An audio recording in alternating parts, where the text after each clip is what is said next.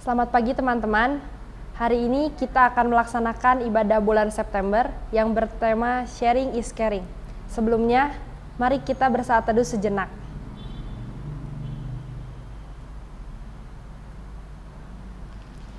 Saat teduh selesai. Teman-teman yang terkasih, mari kita berhenti sejenak dari segala aktivitas kita. Kita sediakan waktu kita untuk datang kepada Tuhan. Mari kita bersyukur kepadanya, sebab pertolongannya tetap nyata dan kasih karunia-Nya tetap melimpahi kita semua. Mari kita bersama-sama memuji Tuhan di dalam persekutuan untuk merayakan kasih persaudaraan kita.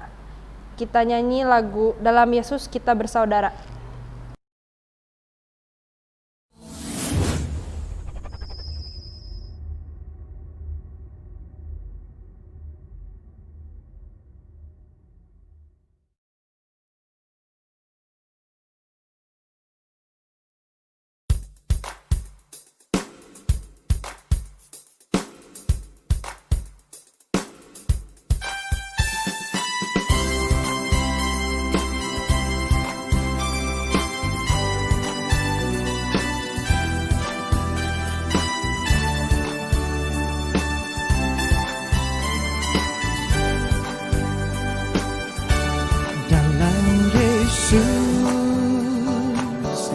Kita bersaudara dalam Yesus, kita bersaudara dalam Yesus, kita bersaudara sekarang dan selamanya dalam Yesus. Kita bersaudara dalam Yesus, ada cinta kasih dalam Yesus, ada cinta kasih dalam Yesus, ada cinta kasih sekarang dan selamanya dalam Yesus. Ada cinta kasih dalam Yesus, ada perdamaian dalam Yesus, ada perdamaian dalam Yesus, ada perdamaian sekarang dan selamanya dalam Yesus, ada perdamaian.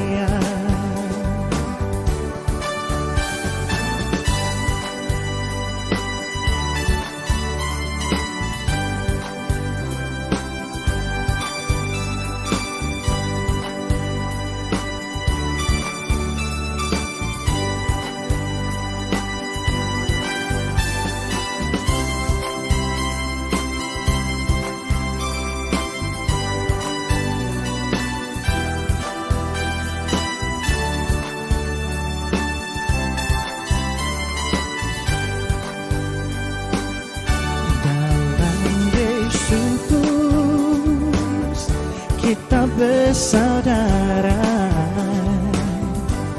dalam Yesus, kita bersaudara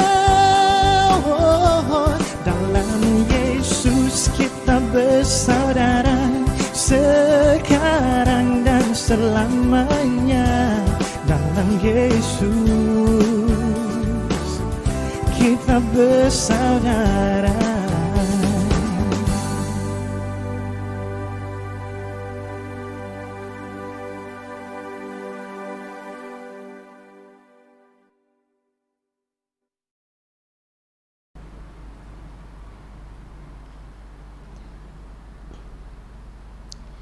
Teman-teman, dalam kasih persaudaraan yang Tuhan Yesus nyatakan pada kita, kita dipanggil untuk saling memperhatikan satu sama lain.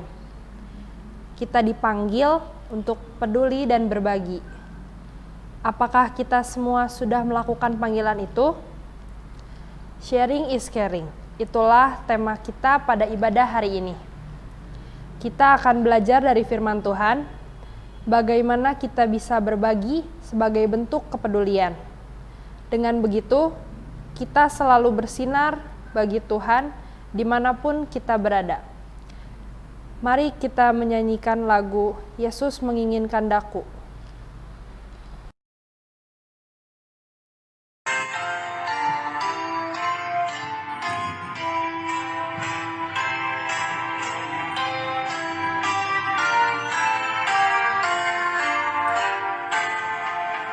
Yesus menginginkan daku bersinar baginya, dimanapun ku berada, ku mengenakannya.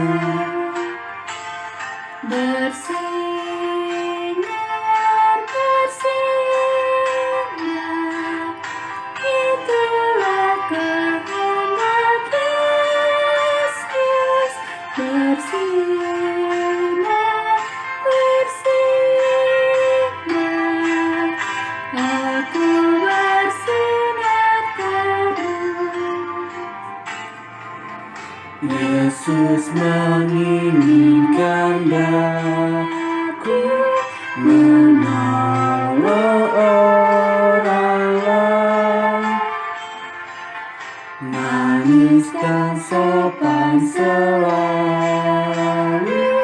ketika ku bermain.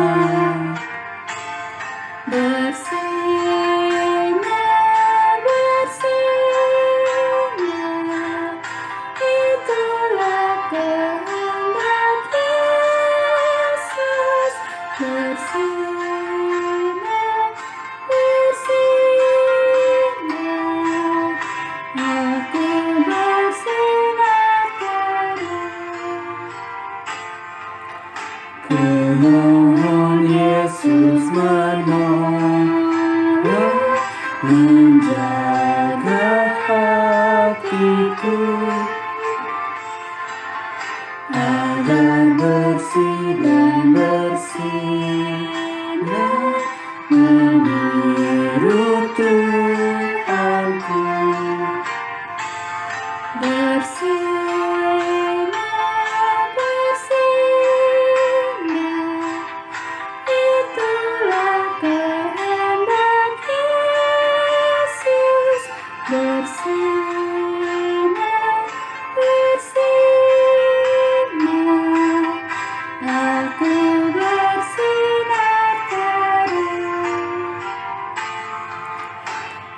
Aku pun ingin bersinar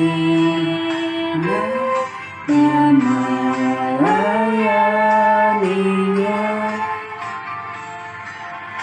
hingga di sorga ku hidup senang bersamanya.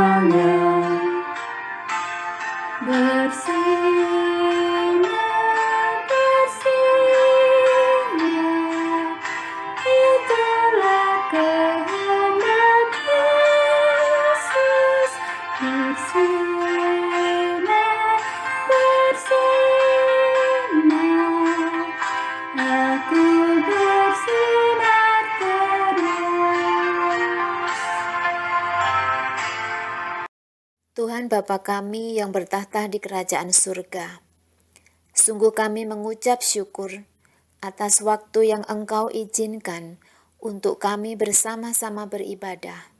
Semoga firman yang hendak kami renungkan ini benar-benar dapat kami mengerti isi serta tujuannya.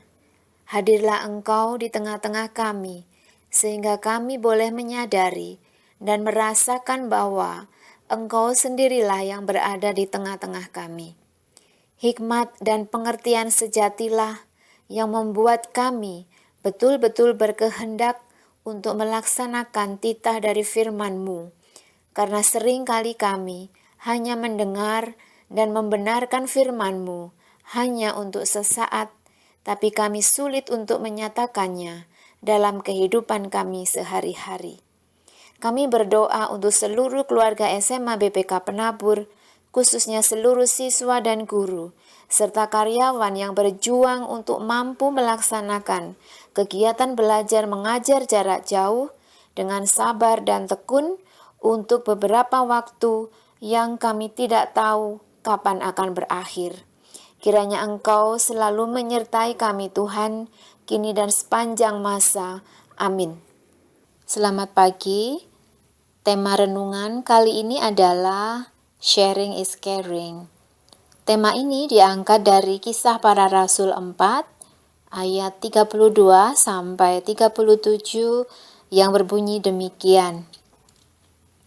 Adapun kumpulan orang yang telah percaya itu, mereka sehati dan sejiwa, dan tidak seorang pun yang berkata bahwa sesuatu dari kepunyaannya adalah miliknya sendiri, tetapi segala sesuatu adalah kepunyaan mereka bersama.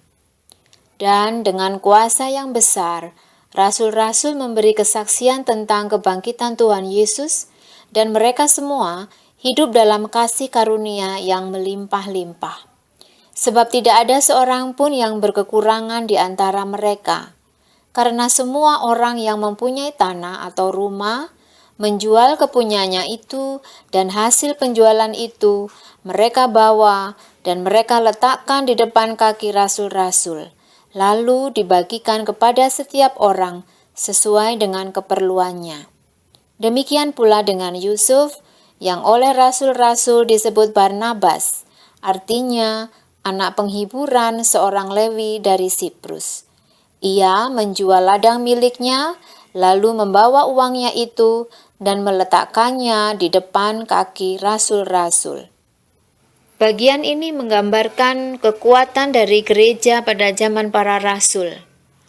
Mereka dengan teguh bertahan di tengah-tengah penganiayaan dunia ini karena mereka saling menanggung beban masing-masing.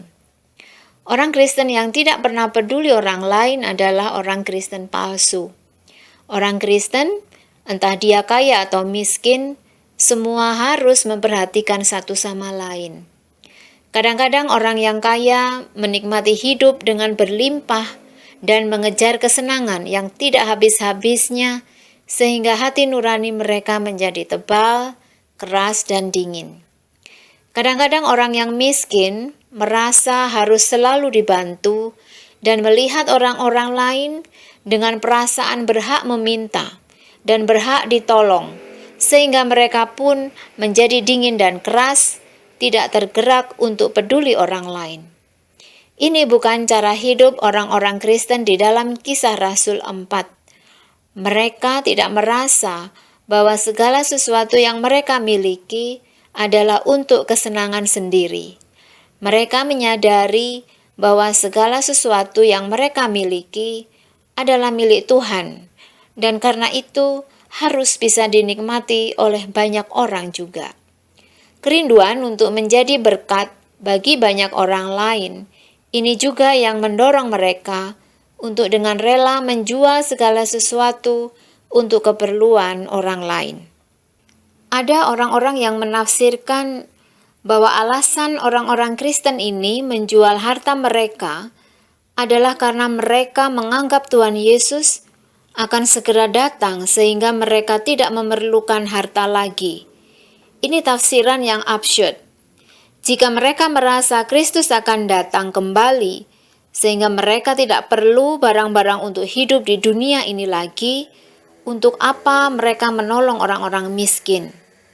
Bilang saja kepada orang miskin untuk menunggu, karena sebentar lagi Yesus akan datang dan mereka tidak perlu harta duniawi lagi. Bagian ini dengan jelas mengatakan bahwa alasan mereka menjual barang-barang pribadi mereka adalah karena banyaknya orang lain yang memerlukannya, seperti yang tertulis pada Kisah Para Rasul 4 ayat 35. Mereka berbagi karena begitu banyak orang miskin di sana. Mengapa banyak? Mungkin karena banyak dari mereka yang diusir setelah menjadi Kristen.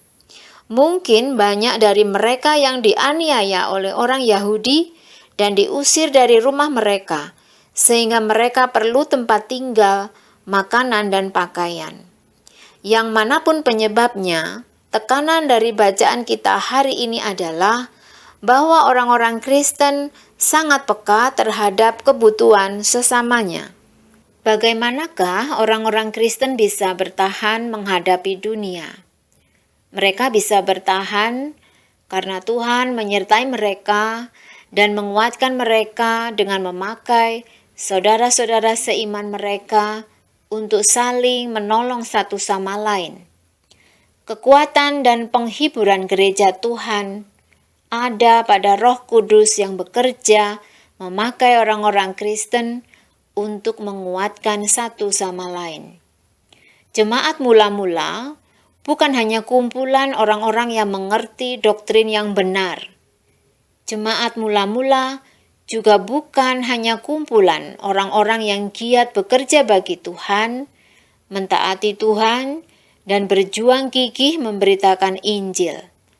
Jemaat mula-mula juga bukan hanya orang-orang yang senang berdoa dengan tidak jemu-jemu. Semua ini harus ada tetapi belum lengkap. Belum lengkap karena harus ditambah satu hal lagi, yaitu saling peduli satu sama lain. Jemaat mula-mula adalah jemaat yang saling memperhatikan satu sama lain. Kita perlu punya pengertian yang tepat akan kitab suci. Kita perlu punya kegigihan mengabarkan Injil dengan tidak lelah. Kita juga perlu punya kebiasaan doa yang tekun dan sepenuh hati. Tetapi semua itu menjadi sesuatu yang tidak berguna jika kita tidak mempunyai kasih kepada sesama. Sebaliknya, kasih kepada sesama tanpa hal-hal lain tadi akan menjadi kasih buta yang tidak membangun dan tidak mungkin diperkenan Tuhan. Biarlah kita belajar menjadi jemaat Tuhan yang utuh, yang berusaha melakukan semuanya itu dengan seketat mungkin. Ayat 33 mengatakan bahwa para rasul memberi kesaksian Injil kepada mereka semua dengan kuasa yang besar. Inilah yang mendorong mereka untuk memperdulikan satu dengan lain. Jika bukan Kristus yang lebih dahulu mengasihi, tidak ada seorang manusia yang sanggup mengasihi dengan benar. Jika bukan Kristus yang lebih dahulu memberi, tidak ada seorang manusia yang sanggup memberi. Kristus yang dinyatakan oleh para rasul adalah kekuatan mereka dan juga sumber segala kelimpahan mereka. Apakah tandanya bahwa Kristus adalah sumber segala kelimpahan kita? Jika kita sudah mengerti untuk memberi kepada orang lain yang perlu, barulah kita dapat mengakui bahwa Kristus benar-benar adalah sumber kelimpahan kita. Sebab bagaimana mungkin kita dapat mengakui bahwa kita menyadari kelimpahan anugerah demi anugerah yang dibagikan oleh Bapa kepada kita melalui Kristus, jika kita tidak pernah di dalam hidup menolong orang lain dengan apa yang ada pada kita. Berikutnya di dalam ayat 35 dikatakan bahwa mereka meletakkan persembahan itu di kaki rasul-rasul untuk dibagi-bagikan. Mereka tidak mempersembahkan untuk para rasul. Mereka juga tidak mau mengatur persembahan mereka sendiri. Saat ini banyak pendeta yang mau mengambil uang jemaat untuk diri sendiri. Persembahan perpuluhan dimasukkan ke kantong mereka sendiri. Inilah koruptor yang menyamar menjadi rohaniwan dan yang harus dihukum. Saat ini juga banyak jemaat yang kalau sudah memberi persembahan besar, langsung merasa menjadi bos di gereja tersebut.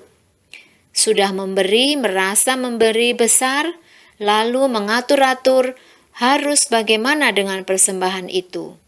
Jemaat mula-mula tidaklah demikian. Mereka memberikan uang itu kepada gereja dan menyerahkan para pemimpin gereja untuk mengaturnya. Lalu para pemimpin itu pun mengatur demi kebaikan orang lain, bukan demi diri sendiri. Mereka tidak mengatur bagian mereka harus berapa, atau yang masuk ke kantong mereka berapa. Mereka mengatur hanya untuk kepentingan orang lain. Anak-anakku sekalian, inilah yang menjadi renungan kita hari ini. Menjadi Kristen bukan hanya menjadi pengikut upacara-upacara agama. Menjadi Kristen berarti mengikut Kristus dan berusaha menjadi seperti Dia. Bagaimana mungkin seorang mengaku Kristen tetapi tidak mempunyai kepekaan terhadap kebutuhan saudara-saudaranya? Bagaimana mungkin juga seorang mengaku Kristen tetapi selalu mau menyerap dan merugikan saudara-saudaranya dengan menipu dan memanfaatkan mereka? Bagaimana mungkin seorang mengaku Kristen tetapi terus mau mengatur gereja karena merasa berkuasa sebagai orang kaya? Gereja yang memperilah orang kaya dan orang kaya yang memperhamba gereja akan dihancurkan oleh Tuhan. Mari belajar peka terhadap kebutuhan saudara-saudara kita. Orang yang paling pantas ditolong adalah orang yang sudah bekerja keras tetapi tetap berkekurangan dan tidak pernah banyak mengeluh. Orang yang terlalu sering minta-minta justru tidak perlu terlalu dipercaya. Tetapi jika yang perlu dibantu benar-benar tidak mau banyak cerita, bagaimana kita bisa tahu kalau dia memerlukan sesuatu? Satu-satunya cara adalah kita mengenal keadaannya, mengenal hidupnya, mengenal kesulitannya, dengan mengenal dia sebagai saudara. Mintalah kepekaan kepada Tuhan sehingga kita tidak mengabaikan mereka yang perlu bantuan dan memberikan apa yang mereka perlukan dengan rela. Di dalam ayat 36 dan 37 dikatakan bahwa bantuan yang diberikan oleh Barnabas sangat besar. Dia menjual tanahnya dan memberikan semuanya untuk persembahan. Apakah itu semua? Dia tidak memberi sekadarnya. Asal terlihat sudah memberi, sudah cukup. Mengapa dia rela memberi semuanya? Karena kebutuhan yang begitu besar dan mendesak diperlukan oleh saudara-saudara seimannya pada waktu itu. Ayat ini tidak hanya menyatakan jumlah saja. Ayat ini mengajarkan bahwa bagi Barnabas, orang lain lebih penting daripada diri sendiri, daripada uang sendiri. Yesus Kristus menganggap orang lain lebih penting daripada kemuliaannya sendiri, sehingga dia rela menjadi manusia yang begitu lemah dan miskin. Yesus menganggap orang lain lebih penting daripada nyawanya sendiri, sehingga dia rela mati bagi orang lain. Apakah bagi kita orang lain lebih penting daripada harta? Satu hal besar yang dikisahkan pada firman hari ini mengingatkan kita apakah kita sudah sanggup melakukan hal seperti itu dalam kehidupan kita sehari-hari. Kita semua tahu bahwa banyak sekali yang terjadi akhir-akhir ini, di mana banyak sekali saudara kita yang semakin terjepit hidupnya, dan bahkan ada juga yang sampai mengakhiri hidupnya dengan cara yang tragis dan tidak benar. Barangkali itu semua karena kurangnya kepedulian kita.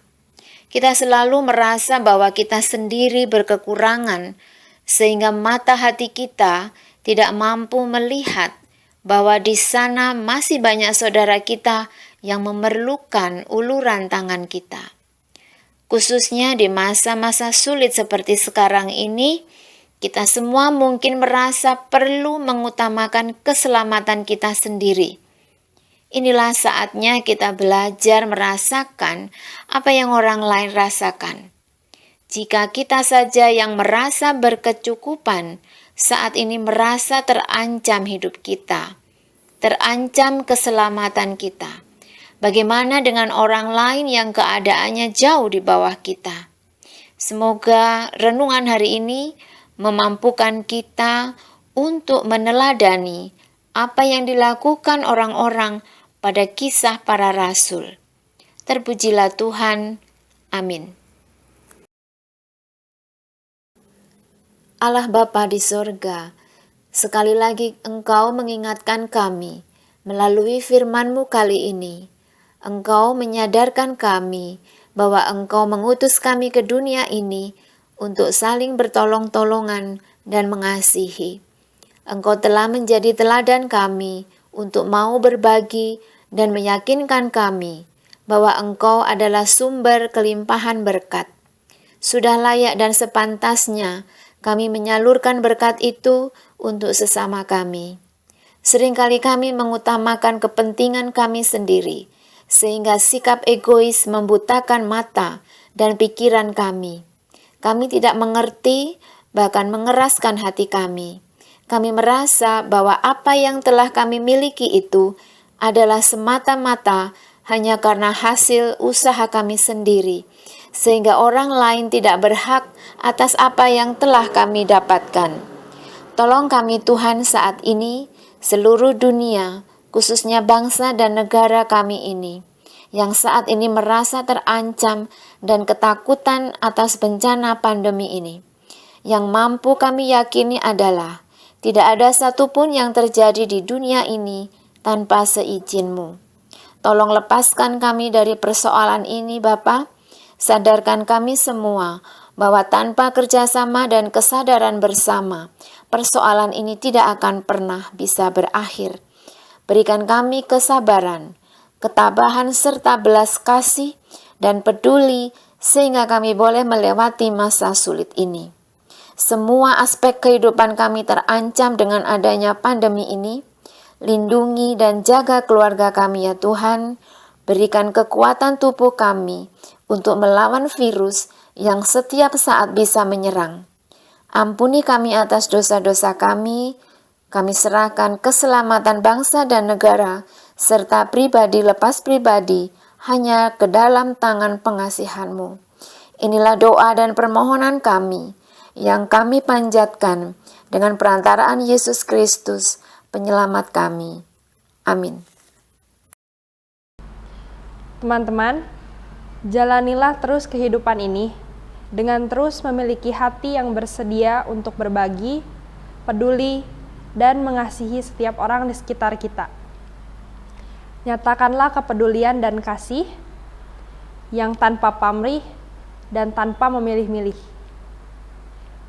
Dan jadilah saluran berkat Tuhan, kapanpun dan dimanapun kita berada. Kita nyanyikan pujian di jalan hidup yang lebar sempit.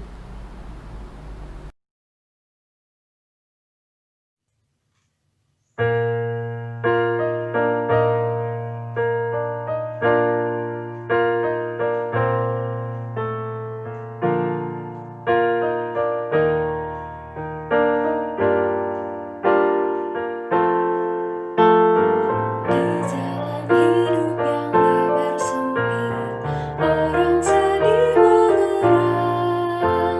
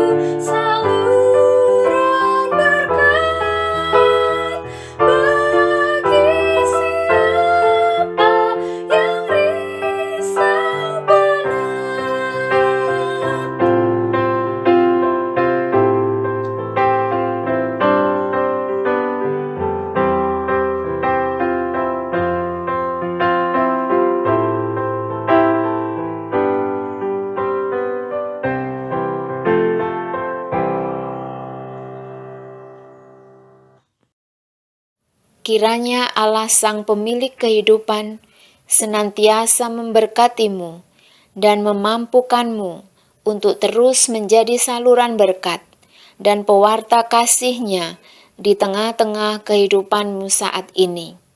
Dan kiranya persekutuan kasih dari Allah Bapa, Anak dan Roh Kudus menyertai kamu sekalian sampai kita bertemu kembali hari ini, esok, dan sampai selamanya. Teman-teman, mari kita mengambil saat teduh sejenak. Saat teduh selesai. Teman-teman, terima kasih telah mengikuti ibadah bulan September ini. Ibadah telah selesai dan semoga apa yang disampaikan oleh pembawa firman bisa diterapkan dalam kehidupan sehari-hari. Terima kasih, Tuhan Yesus memberkati.